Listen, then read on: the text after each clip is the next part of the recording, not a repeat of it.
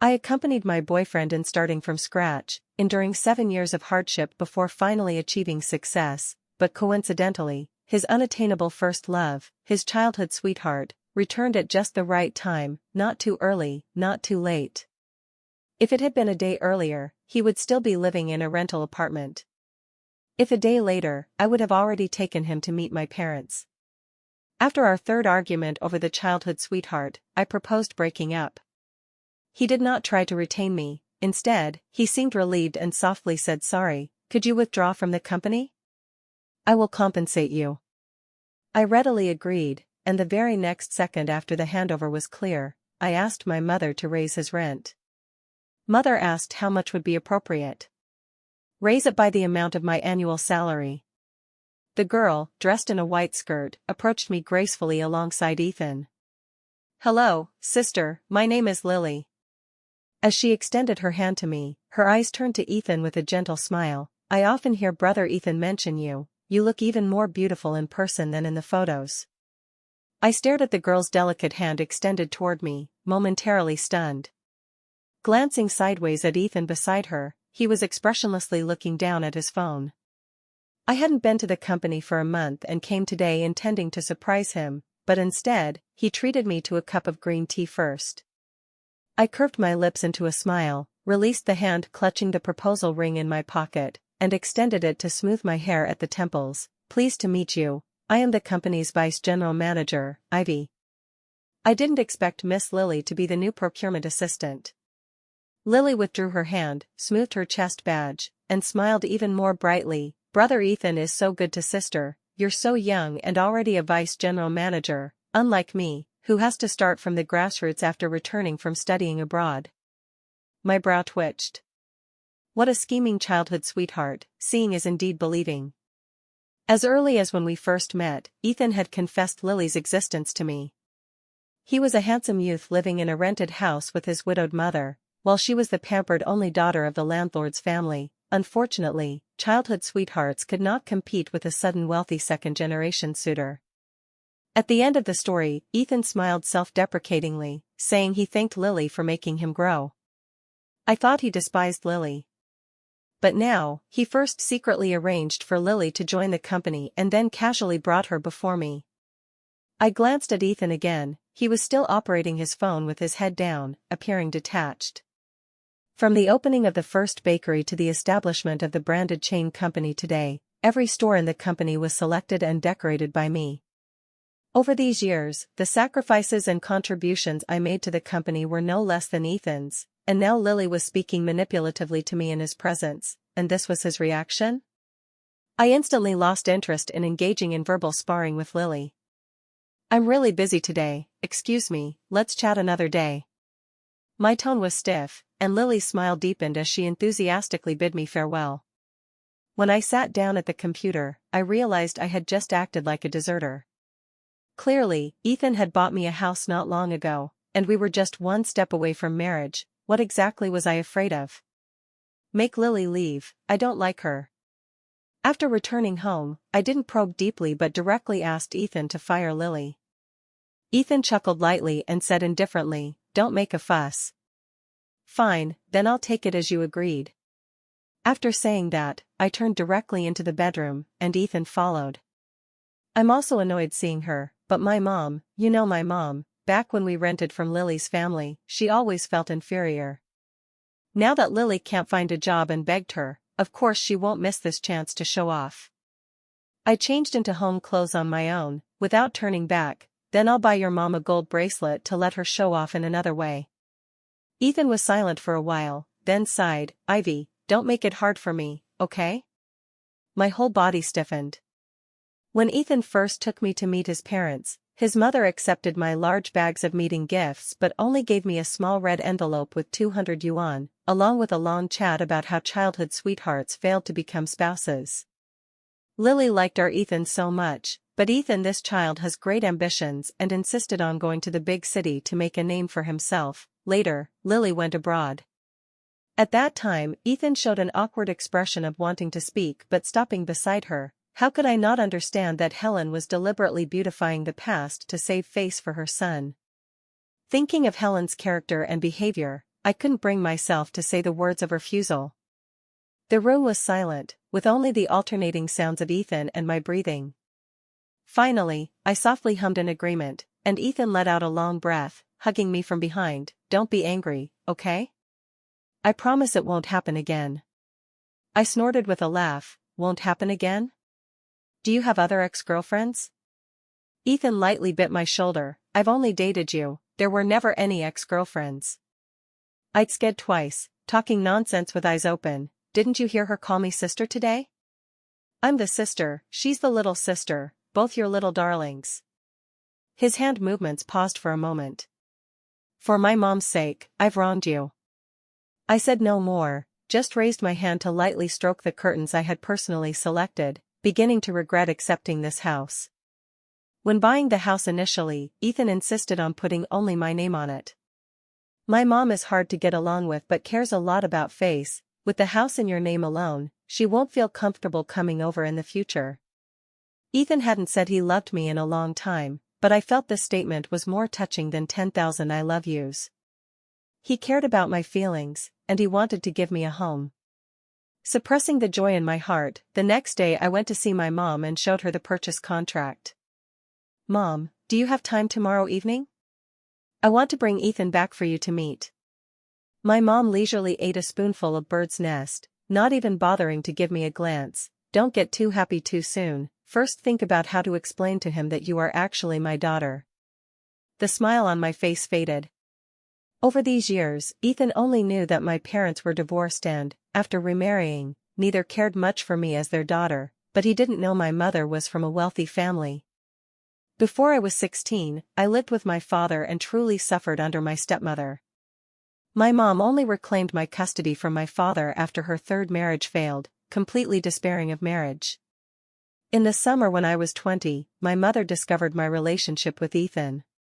I originally thought it would bring a storm, but my mom just casually threw the blind date materials she had prepared for me into the trash bin and then asked, "Does he know you are my daughter?" I shook my head.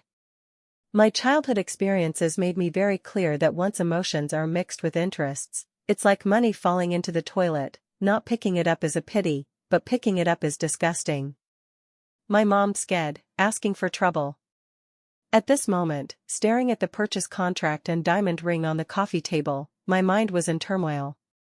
Shortly after talking with my mom, I went on a business trip to another place, examining the local market situation while racking my brain on how to give Ethan an explanation.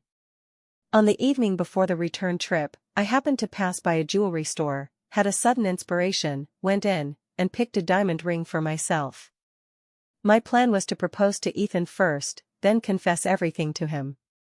I wanted him to know that this long relationship was not a one-sided test from me to him, but a mutual commitment from both of us. But now, I hesitated. The sound of the door opening interrupted my chaotic thoughts, and without thinking, I hid the diamond ring in the sofa seam. Ethan sat down beside me, grabbed my hand, and frowned. "So cold, you don't know to wear more clothes, be careful or your stomach will hurt later." My heart suddenly settled, feeling soft. This morning, after I got up and wanted to go to work at the company, Ethan stopped me, reminding me that my period was coming, and the business trip was tiring, so it was better to rest at home for a few days first. "The company is already on track, you should relax a bit too. It's not like I can't support you." I leaned my head on his shoulder, convincing myself, he cares for me and is concerned about me, so I should have more confidence in him. Yet I deliberately ignored the other layer of meaning in his words. I wanted a home too much. The result of self-deception was being slapped in the face at lightning speed. Lily was promoted to vice manager of the procurement department. The procurement manager complained to me, "Who Ethan promotes is originally none of my business to comment on. But she's a watered-down master's from Australia, studying Chinese language abroad, with no work experience at all. I'm really afraid she'll cause trouble. After all, we're in the food business, and raw material quality control is of utmost importance." I hung up the phone and immediately changed and groomed myself.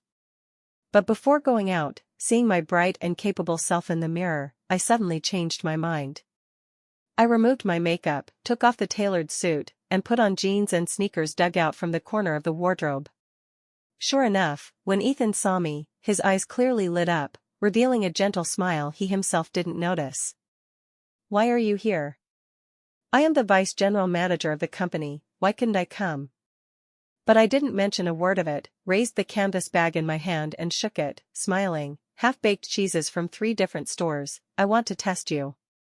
This was a game we used to be very enthusiastic about, and Ethan put his arm around my shoulder. "Sure, I haven't had lunch yet." We went to the cafe downstairs from the company and ordered coffee and salad. Watching Ethan skillfully pick out the cherry tomatoes from my salad, the balance in my heart slowly began to tilt again. We would be very happy, it was just a little bit away, just a little. I scooped a spoonful of half-baked cheese and fed it to his mouth. He ate it with a smile, nodding continuously. "It's made with original imported cream cheese, the butter quality is high, and I feel this one isn't mass-produced but more like hand-baked."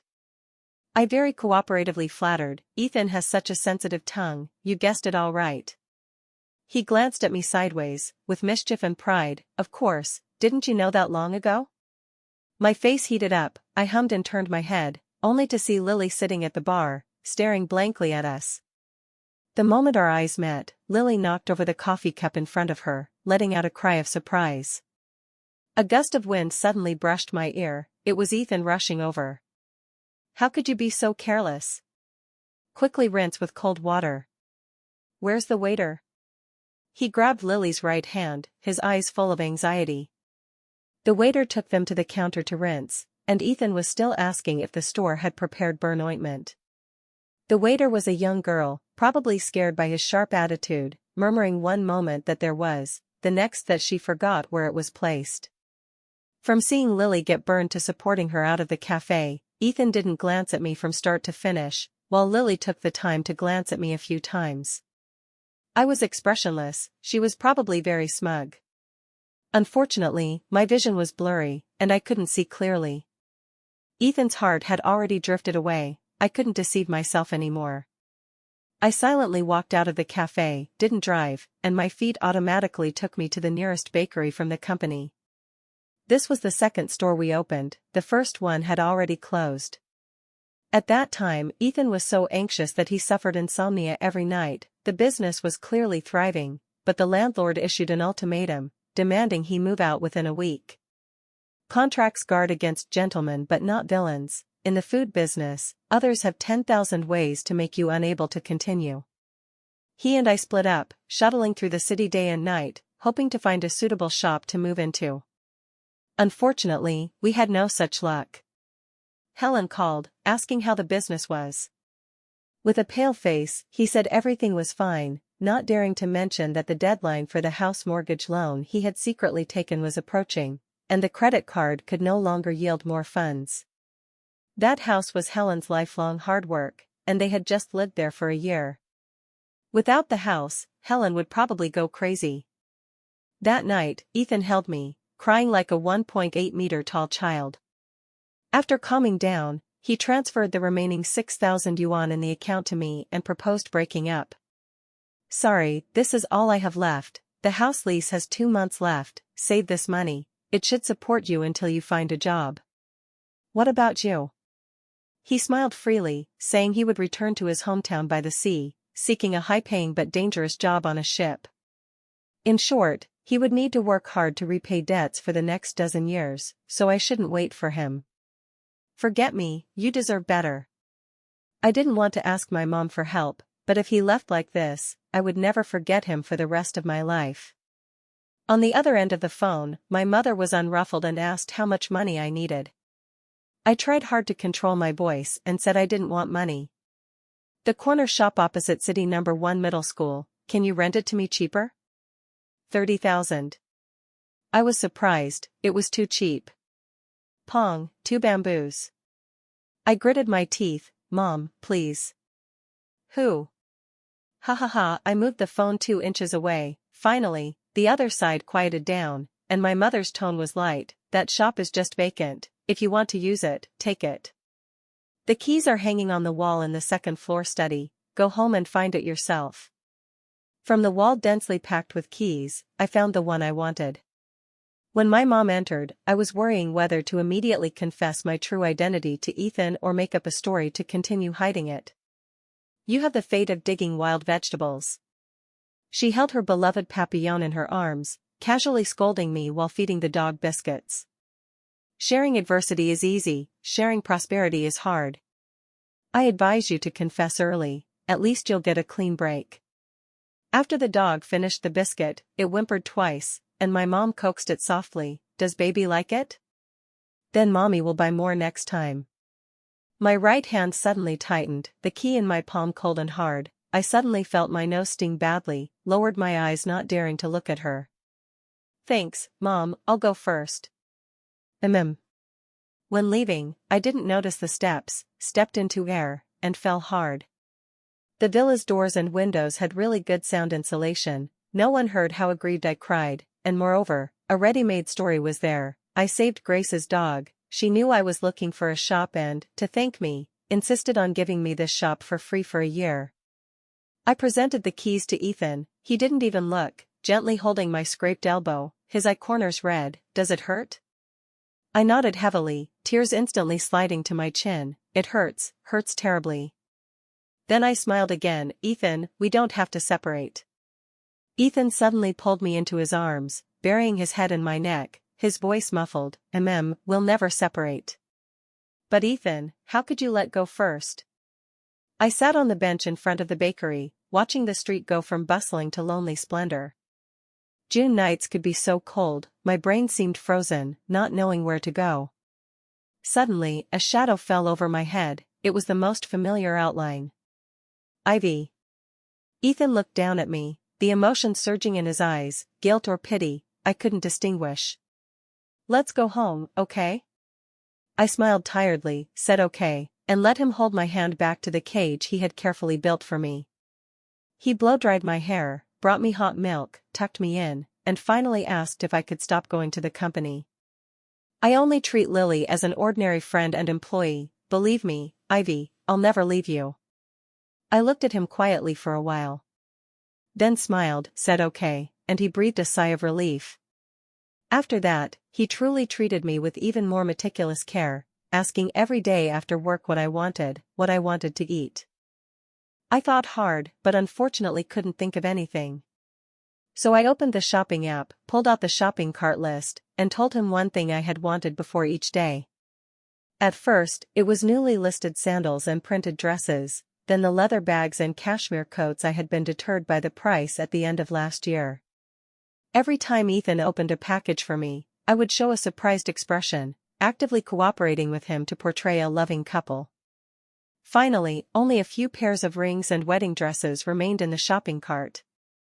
I shook my head at Ethan. "I don't have anything I want anymore."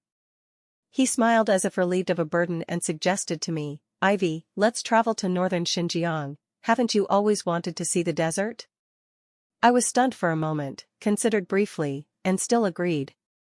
After all, we had loved each other so passionately and deeply, if this love couldn't bear fruit, it deserved a grand farewell. But I vaguely had a premonition that we wouldn't make it. Sure enough, Lily blocked me downstairs in the community early the next morning. "You didn't accept my friend request, so I'll tell you in person, Ethan doesn't love you anymore. Please don't continue to entangle him." She was still wearing a white skirt, raised her phone to show me her photo album. As soon as I returned to the country, he contacted me. I said I was bored and wanted to work, so he arranged for me to join the company, wishing to stick with me every moment. He was with you initially because he had no choice, now he has the ability to choose again. If you have any face left, you should give him the freedom to choose again, instead of morally kidnapping him with so-called shared hardships. After listening to her convoluted logic, I thought there was no need to waste words with her. I uncovered the lid of the coffee cup in my hand and splashed the entire iced Americano at her. The white skirt was a mess, and Lily let out a sharp scream. I sneered, "You're not worthy to talk to me, get lost." Ethan wasn't on site, but that didn't prevent someone from filming a video and sending it to him. He couldn't hear what Lily said, only saw the scene of Lily being splashed with coffee by me, crying and covering her face as she left. She told my mom that you bullied her. My mother is very angry, could you? I knew what nonsense he was about to say next, so I decisively interrupted him. I won't apologize to her, let's break up. I knew Lily was deliberately provoking me, but I was too lazy to argue with a schemer, lest I disgust myself. Ethan opened his mouth, as if choked. I stared into his eyes, hearing myself say in the gentlest tone, "Thank you for your companionship and tolerance over these years, let's end it here." Ethan's reaction was not beyond my expectations. He lowered his head, pondered silently for a while, then spoke hoarsely, "Sorry, could you withdraw from the company? I'll compensate you." I smiled, really wanting to applaud Grace's foresight. Indeed, Ethan's attentiveness and efforts during this time were not to retain me at all. And he didn't even pretend, probably afraid that I would soften in the subsequent tug-of-war and withdraw the breakup proposal. Actually, after he left the cafe with Lily that day, I had someone secretly investigate their affairs. Lily has a cousin who mixes in the financial circle, somewhat famous. When Ethan and Lily dined out, this cousin appeared several times. According to the photos and descriptions sent back by the informant, Ethan's gaze at this cousin was much more eager than at Lily. I understood in my heart. Initially, relying on my mom's shop, we fought a beautiful turnaround battle. When preparing to open branches, Ethan's mother brought his Victor, saying she wanted to invest. Although Ethan was extremely unwilling, he couldn't resist his mother's bitter pleas and still sold 10% of the shares to Victor at a low price. Unexpectedly, he also gave me 10% at the same time, for free. "Sorry, this is all I can give you now." I smiled foolishly. "It's okay, I don't mind." "But I do." Ethan scratched his head in annoyance. "This is our two people's store. The legal person and shareholder names should have been yours initially, then there wouldn't be Victor's involvement. For my 10% shares, after his mother returned to her hometown, she didn't answer his calls for several weeks. Back then, he hated that he could give me too little. I wonder if now, in his midnight dreams, he regrets it so much that he curses himself inwardly for being sick. Now, buying me a house, pampering and coaxing me, all for the equity in my hands. If Lily hadn't impatiently jumped out to stir trouble, I originally planned to cooperate with his plan, go to the desert and estate to recount our affections and sorrows with him, and finally return the shares he gave me back then, parting gracefully. But now, I've changed my mind. What's given to me for free is still mine. If he wants it back, he has to pay extra. As for the company going public, I imperceptibly curved my lips. My Victor is also striving in the financial circle and told me long ago that the company is far from listing. If Ethan loves to dream, let him. I won't accompany him. Okay, as long as the price you give is suitable, I'll cooperate. Then I added, "You paid half the money for this house, I'll return the money to you." Ethan's tense shoulders instantly relaxed. "Thank you, but this house is what you deserve, without you." I shook my head firmly, interrupting him for the third time. "I don't want to break up carrying the stigma of cheating you out of half a house. If you really want to compensate me for my efforts in the company, then give me a bonus in black and white." If not for the restricted sale period, I actually wanted to immediately transfer the house to him or sell it. Ethan opened his mouth, but in the end said nothing, lowered his head and softly hummed. I looked up, letting out a long sigh. My gaze inadvertently swept over the wall clock. 7 years of companionship settled in just 10 short minutes. Sharing adversity is easy, sharing prosperity is hard. Ethan and I ultimately couldn't escape the vulgarity. Ethan moved out that evening. The next day when I went to the company to negotiate, he didn't show up, but he had his agent satisfy all my demands. I didn't hold back with him, first negotiating a satisfactory severance compensation with the HR manager, then selling my equity at a good price, with the finance manager grimacing throughout. Roughly estimating, my departure probably emptied all of Ethan's liquid funds. Breaking up with me, I don't know if it pained his heart, but dissolving the partnership definitely pained his flesh. But this wasn't enough. The second the money arrived, I called my mother. "Mom, the shop rents can be raised a bit." Mother was still nonchalant. "How much? Give a number." I glanced at the resignation certificate in my hand. "Altogether around 500,000, specifically how much per shop, up to you. My mom exclaimed in surprise, broke up? I paused for a moment, broke up. My mom didn't respond for a long time. Just when I suspected the line was disconnected, she spoke, "Come home for dinner tonight, I have questions for you." I didn't wait until evening, I hurried over at noon. "You came at an unfortunate time, your mother just went out." The nanny was somewhat surprised by my arrival and attentively asked, "Have you eaten? Shall I make something for you?"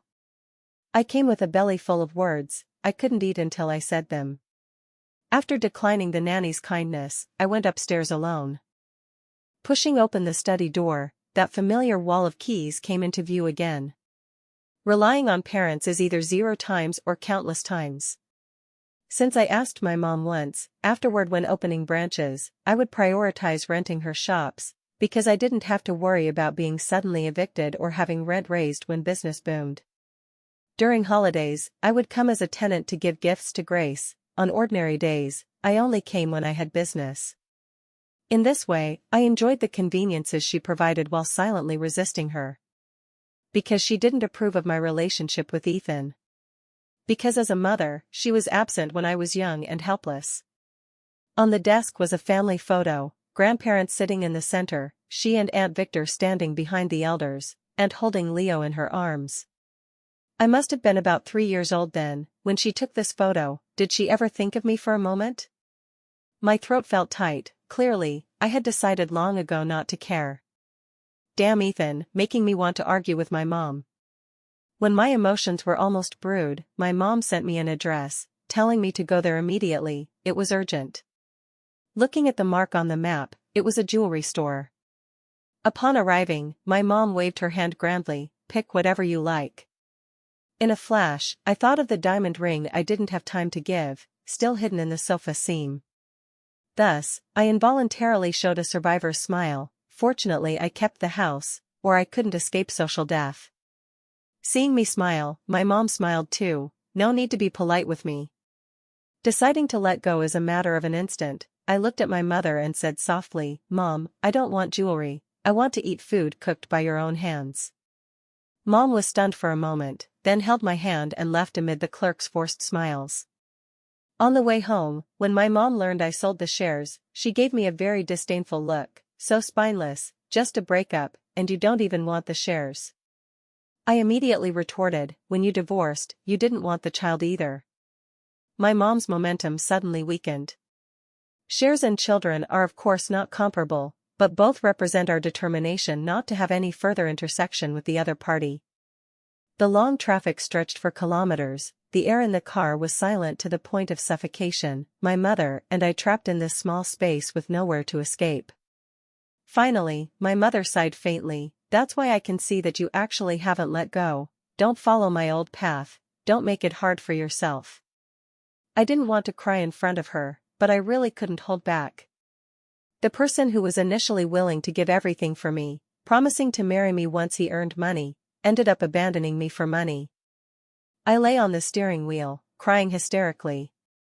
I don't know how long passed before my mom spoke, "This is killing me. Traffic jam is already annoying, and you keep crying, can't you cry at home?" The familiar mother was back, with tears and snot all over my face. I roared back, "Are men that important? Couldn't you have taken me away earlier?" My mom got anxious, "You damn girl, who are you being rude to? Do you still want to inherit my billions?" I refused to show weakness. "Who cares about your stinking money?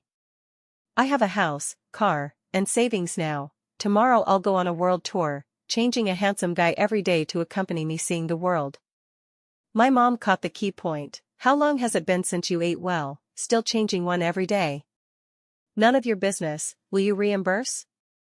"Humph, depends on your performance."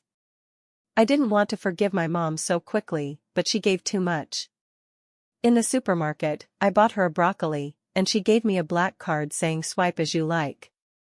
Back home, I washed a pound of strawberries for her, and she gave me a transparent emerald green jade bracelet, saying "This was left to me by your grandmother, keep it well." Finally, I accompanied her to finish a whole bottle of 92 Lafite, and she asked if I wanted to tear apart the scumbag and the schemer. I ignored that, just with drunk and hazy eyes holding her hand, insisting on singing to her. "You're killing me, shut up." She stuffed an abalone into my mouth with a face full of disgust. I spit it out, lay my head on the table, and dozed off. In a daze, I seemed to hear someone say sorry in my ear. I smiled, saying in my heart it's okay. The next day when sober, neither of us mentioned last night, eating the breakfast prepared by the nanny in relative silence. Finally, my mother broke the silence first. "Your house is too small, and there's no one to take care of you. I think you should move back." I shook my head. "Wait until I find a new job, then live wherever is close." My mom thought and said okay, "Tell me when you find a new job, I'll see which house on hand is close and renovate it for you. For now, I'll hire a nanny to take care of you." I originally wanted to say thank you, Mom, but swallowed the words at my lips, just nodded lightly, saying, "Best if there's a park nearby, I want a morning run." Mom rolled her eyes at me. "You're so troublesome." Because I drank the night before, my mom insisted on having the driver drive me back. The car slowly drove through the tree-shaded Villa District courtyard. I lazily leaned in the back seat, for the first time in the mood to appreciate the scenery along the way. Suddenly the phone rang. I glanced at the caller ID. It was Ethan. Strangely, after drinking Grace's good wine, seeing these 3 words, my heart surprisingly didn't stir a ripple. Ethan was very polite. "Sorry to disturb you, but there's something I need your help with. Can we meet today?" I vaguely guessed what help he wanted, and I had no intention of helping. "Say it on the phone." Ethan was silent for a few seconds before speaking. "Grace just called saying to raise the rent. 3 shops total raised by $300,000, and other shops will also raise when expired. Previously, it was always you contacting her. Could you help connect? I want to invite her out for a meal." I laughed silently, then calmly replied, "I can't help with this. Anything else?" Ethan didn't make a sound for a long time. Just as my patience was about to run out, he uttered, "How have you been lately?" I rolled my eyes like my mom, thinking I'm doing great, but it's not your turn to ask, still politely replied, "Pretty good. If nothing else, I'll hang up first." Ethan said no more. I thought he gave up, but when the car arrived downstairs in the community, I saw him sitting on the bench at the unit entrance smoking. Seeing me approach, Ethan stood up abruptly, with an expression of wanting to speak but hesitating. But seeing the driver Jason behind me carrying big bags, he froze for a moment, then stiffly tugged his lips. "Can I take a few minutes of your time?" I knew he misunderstood, but I was too lazy to explain, turned and kindly said to Jason, "You go upstairs and put the things down first. Password is 6 6s." Jason immediately said okay, and before leaving, didn't forget to nod and smile at Ethan. Ethan couldn't smile. He cleared his throat. "I know this is presumptuous, but could you plead with Grace for me? This sudden large rent increase is straining the company's cash flow."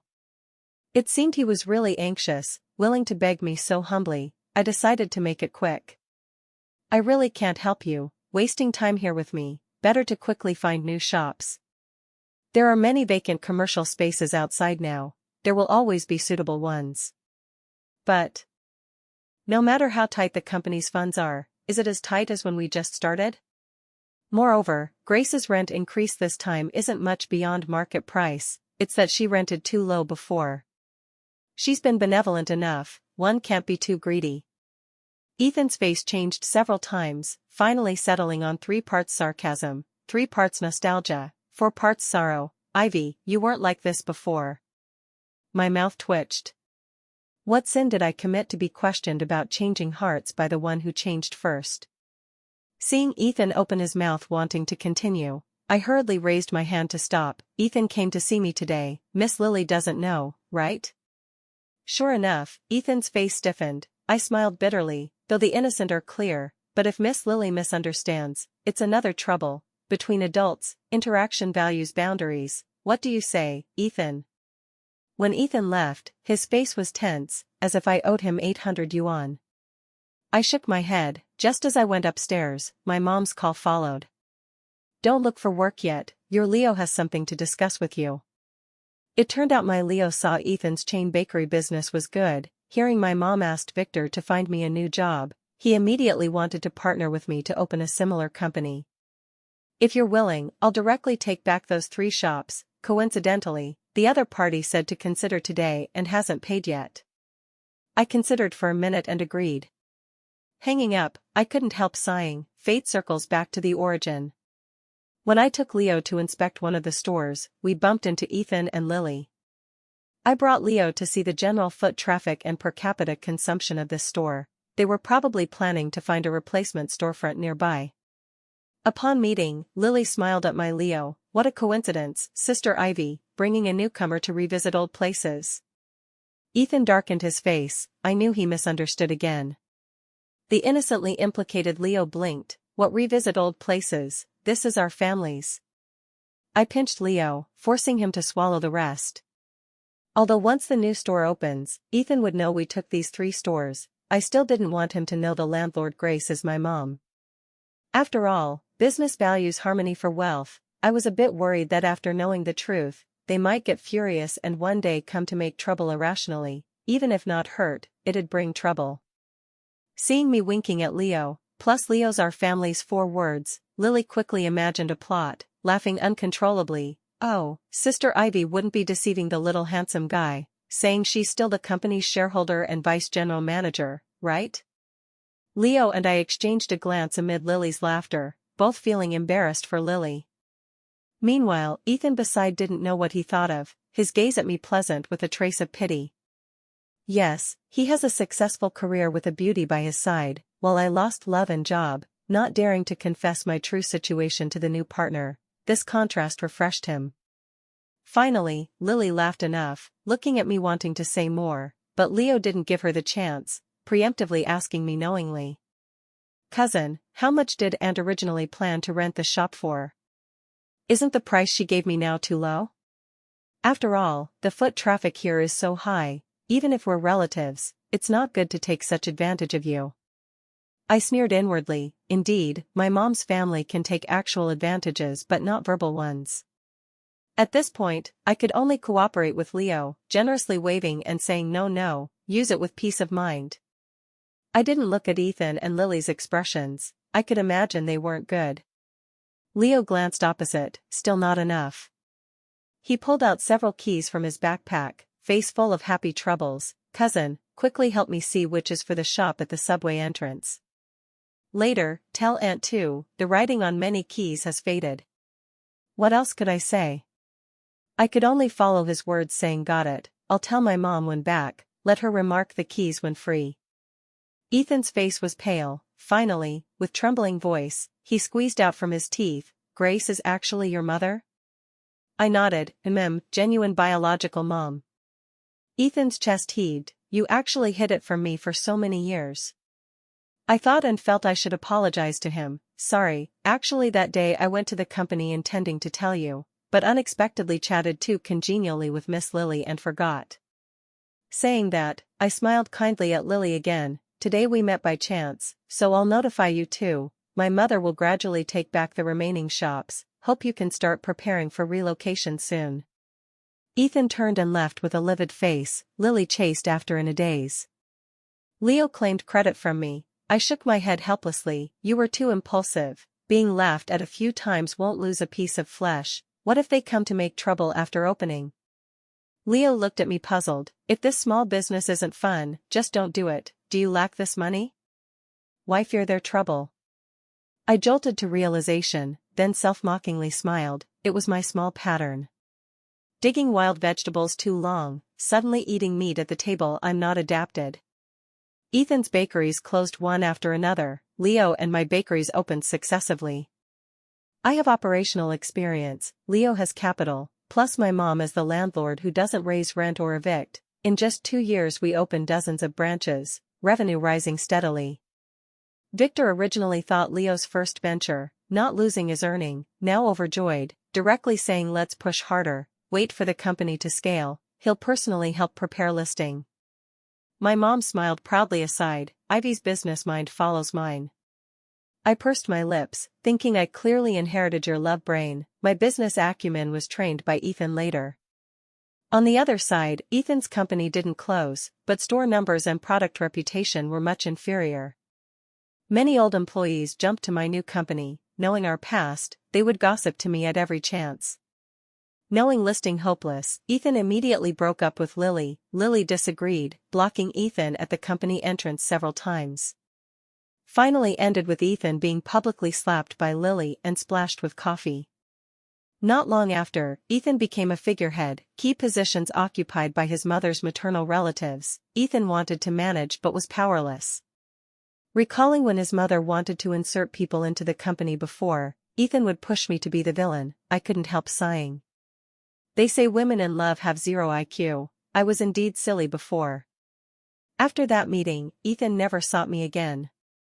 When my mom raised his rent, he could lower his face to reminisce old affections with me. Now like this, it surprised me a bit. My mom saw clearer than me. He's like your father, if he's doing well and you're not, he'd love to flaunt in front of you every day. Now he's at a dead end, you're in glory, even starving he won't beg you. Recalling his pitying look back then, I think my mom was right. What? Still can't forget him? My mom frowned asking me. I shook my head like a rattle, no. Absolutely not. My mom smiled, then took out a stack of carefully selected young talents profiles, saying come, let's pick slowly. I didn't dare refuse. She's divorced 3 times, yet still urges me to marry, really fatal.